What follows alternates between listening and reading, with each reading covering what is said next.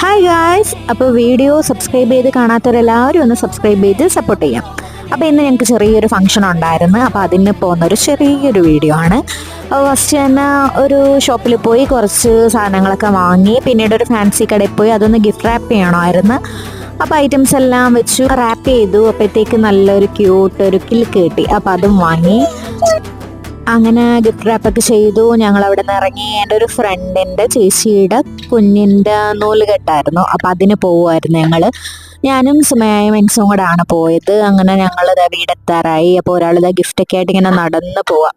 അവിടെ ചെന്നപ്പോൾ അടിപൊളി ചിക്കൻ ബിരിയാണിയൊക്കെ ആയിരുന്നു. ഇതാണ് കുഞ്ഞുവാവ.